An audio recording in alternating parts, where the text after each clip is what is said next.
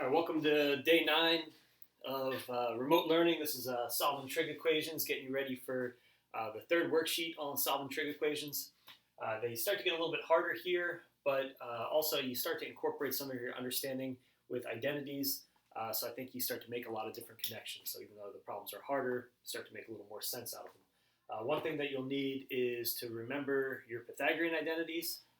It's obviously really important to remember sine squared plus cosine squared equals 1. You'll see that a lot. But also remember the other two that you can get from taking the first equation and dividing through by cosine squared to get tan squared plus 1 is secant squared, or taking the first and dividing through by sine squared to get 1 plus cotan squared is cosecant squared. And also remember that sometimes these pop up in different ways. For example, you could think about this first equation here, first identity I should say, as cosine squared equals 1 minus sine squared, where it's isolated for the cosine squared. And then of course you could perhaps factor the 1 minus sine squared and things like that. So they show up in all sorts of different ways. You'll see that in today's lesson. So we're going to do 3 quick examples here, and I think these should help you out with worksheet 3. So our first example is cosine squared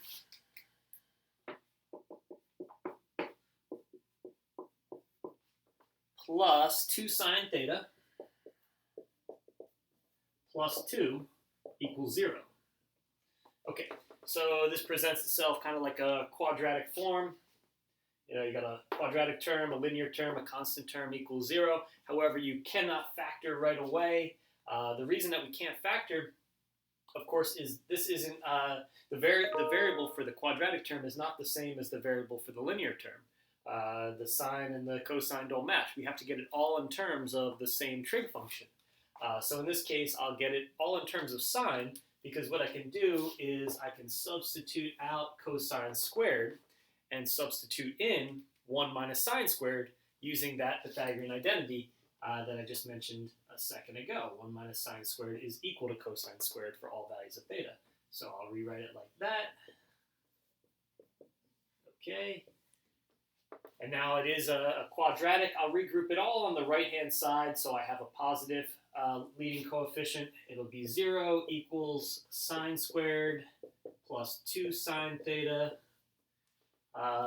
Then it's going to be minus 3, right? Because I'll bring over the positive 1, bring over the positive 2 to the other side. That'll be a minus 3.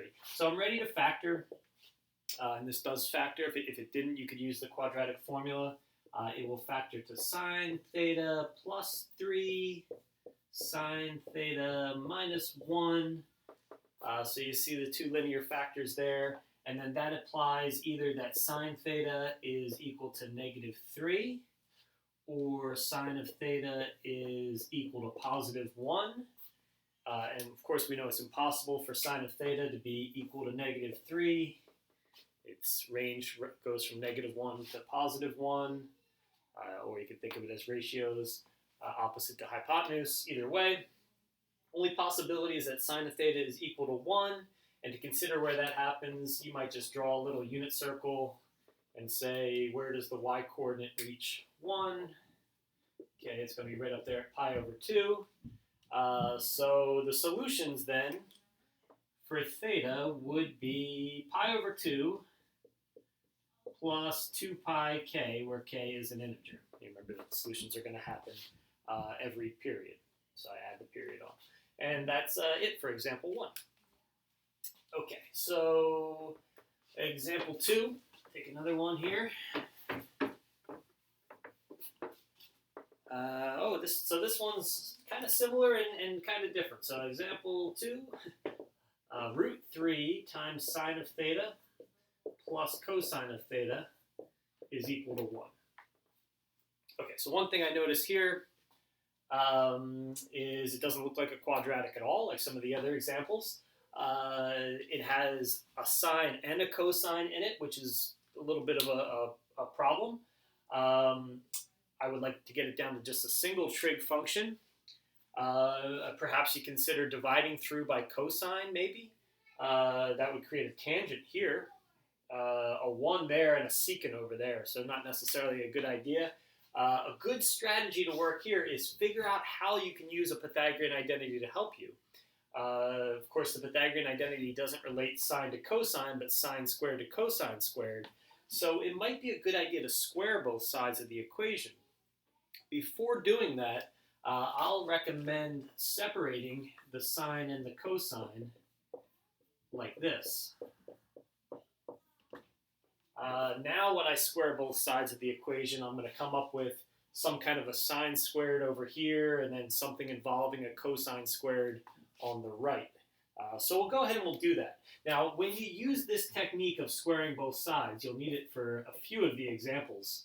I think the last example on the worksheet is very similar, but it doesn't have the root 3. You'll need it for that one. When you do that, you have to be really, really careful for checking for extraneous solutions. In the first example, I got my answer and I was kind of lazy, just moved on to the next example. I neglected to check that pi over 2 worked in that first example. It's always a good idea to do that because if you made a mistake, you would catch it. Well, when you're squaring both sides, what can happen is you can generate new solutions, something that will solve the equation at the next step, but not at the original step. So you always want to check those. So keep that in mind. I'll try not to forget as I finish this up. When I square the left side, I'll get root 3 squared is going to be a 3. And sine squared is going to be a sine squared. Great, okay, that's good. And then on the other side, be careful because I have 2 terms on the right. Only 1 term on the left, but 2 terms on the right. So when I square the right, I'll get 1 minus 2 cosine plus cosine squared. Okay, so I'm making some progress here.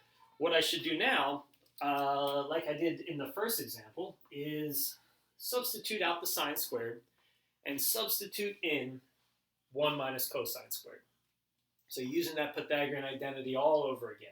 Because that'll give me an equation that's all in terms of cosine. It'll be quadratic and I can solve it. You can't solve when you're kind of mix and matching the sines and cosines. You got to get it all in terms of one trig function.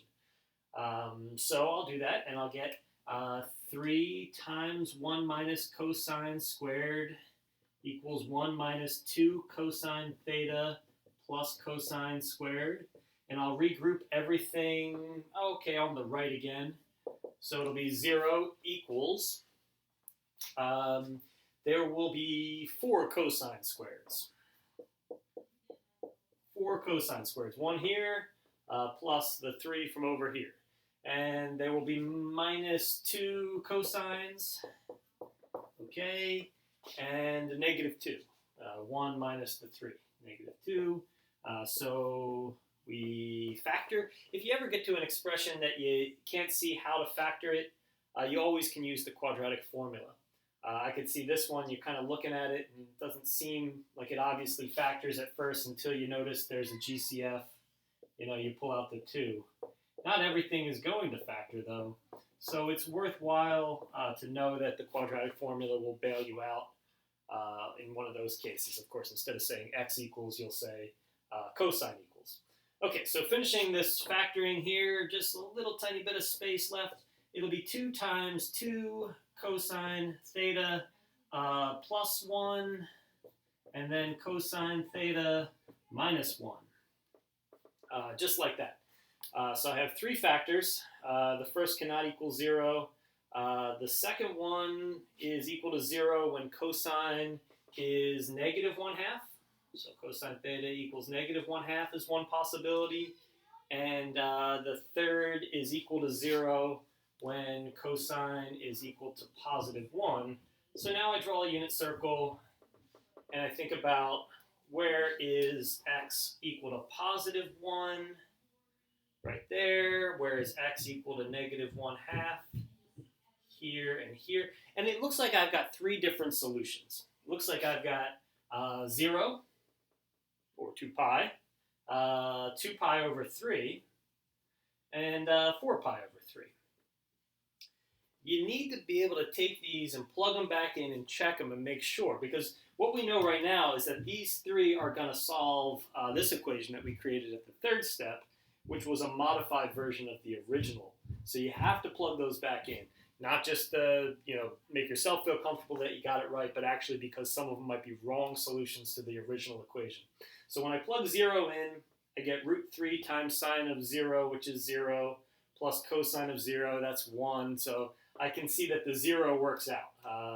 Okay, what's my variable here? Theta equals 0. That's one solution.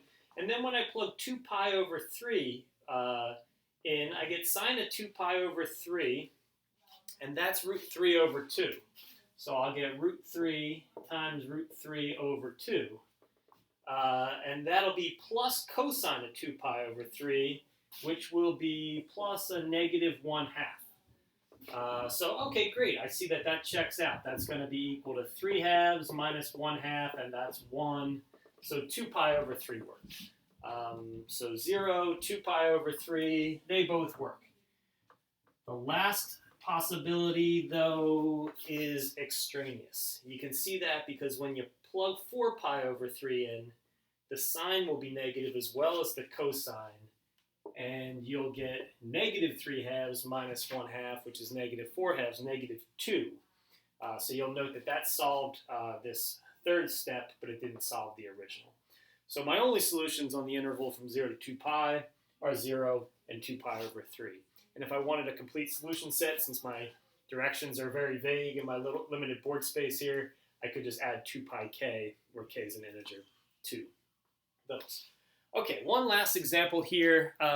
This one might look familiar if you did that identities worksheet number 2. That was an option a couple of days ago, or I think it was on Monday. So this last example is, I chose this one because sometimes it's not always obvious what to do when you're solving.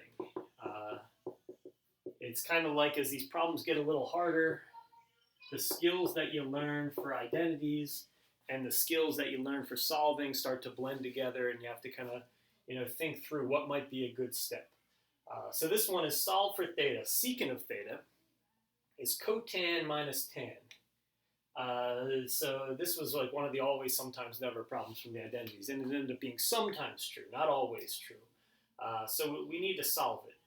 Okay, so what's a good idea here? Maybe what we could do is we could switch everything into sines and cosines. That certainly could help. Well, what I'm going to try instead is like that technique that I used a second ago. And the reason I'm going to use that squaring both sides technique, the reason I think that's a good idea, and maybe it'll save me a little time compared to switching to sines and cosines, which will also work, by the way, is I see that there's a secant and I see that there's a tangent. And I know that they're related with that Pythagorean identity, tan squared plus 1 is secant squared. So I'm thinking maybe that's going to help me out here. Now, maybe you try this step, though, and it doesn't look real productive. And you're like, all right, never mind. I'm going to go back and try the other thing. You'll have to do that once in a while. And there are a few problems on the handout that might test your perseverance like the identities do. But let's see why this might be a good idea as we take a few steps. If I square secant, I get secant squared. And then if I square the binomial on the right, you get a cotan squared, sure. The middle term actually isn't a trig function at all. It'll be minus 2 cotangent times tangent, which of course is 1. So as I multiply this binomial out, those middle terms, cotan times tan and tan times cotan, they just each make 1, or negative 1 each, and then you get a 2 there. And then lastly, I'll multiply tan by itself, and that'll be tan squared. Okay, so this is actually looking kind of productive here. I'll take another step by subtracting tan squared from both sides. Secant squared minus tangent squared equals cotangent squared minus 2. And if you didn't quite see what I meant by saying this is looking productive, I'll point that out now. This is one of those Pythagorean identities rearing its ugly head again. You know, you're used to looking for sine squared plus cosine squared equals 1. But if you do these problems with the identity sheet, the known identity sheet by your side, you'll say, oh wait, yeah, secant squared minus tangent squared. For all values of theta, that's also equal to 1. I can replace that with a 1, making this problem much, much easier. It's now 1 equals cotan squared minus 2. So that means 3 is equal to cotangent squared. And of course, that means that cotangent is equal to plus or minus the square root of 3. Cotangent, the reciprocal of tangent, is equal to plus or minus the square root of 3. So when I'm thinking about that, I usually still use a unit circle. I usually say, instead, forget about where cotangent's root 3, where is tangent the reciprocal of root 3, which would be the values on the unit circle that are at maybe a smaller slope than pi over 4. That would be at your pi over 6, 5 pi over 6, 7, and 11 pi over 6 values on the unit circle. If you prefer, you can actually, algebraically switch it to a tangent. Okay, cool. I've got my answers. Yet, once again, if you are going to use this technique of squaring both sides, you need to check those answers. So we need to see which ones actually check out and which ones don't. So that means I need to plug them in one by one by one and figure out, is this true or is this not true? Let's start with pi over 6. When I plug in pi over 6, secant of pi over 6 is the reciprocal of cosine of pi over 6. So squeeze that in here, maybe. Checking pi over 6. Secant of pi over 6, reciprocal of cosine of that value, so that's going to be 2 over root 3. I want to know, is that equal to cotangent of pi over 6, which we just said was going to be a root 3, minus tangent of pi over 6, which is going to be root 3 over 3. And when you rationalize the denominator there, you see that one checks out. That's good. Meanwhile, when I go to 5 pi over 6, the next one, 5 pi over 6, notice that I'm in quadrant 2, so cosine's now negative. That means the secant is also negative. So I'm looking at negative 2 over root 3. Okay. Cotangent is also negative, so that would be a negative root 3. And tangent would also be negative, so now that's going to be minus a negative or plus root 3 over 3. And that one checks out as well. 2 for 2. As I move into the next quadrant there, 7 pi over 6, trying to check that one, I will see that still the cosine and the secant are negative, so negative 2 over root 3. That's great. And then, now the cotangent and the tangent are going to be positive there, so that'll be root 3 minus root 3 over 3. You can see that one has the sign wrong, so that's an extraneous solution. Just cross that one out. And now with 11 pi over 6, the cosine it's quadrant 4, cosine's positive again. So I'm looking at 2 over root 3. And I'm checking to see, is that equal to cotangent of 11 pi over 6, which is going to be negative root 3 again. Cotangent is negative whenever tangent is in quadrant 2, quadrant 4, whenever the slope's going down. And now tangent of 11 pi over 6 is also negative, so this is going to be a plus.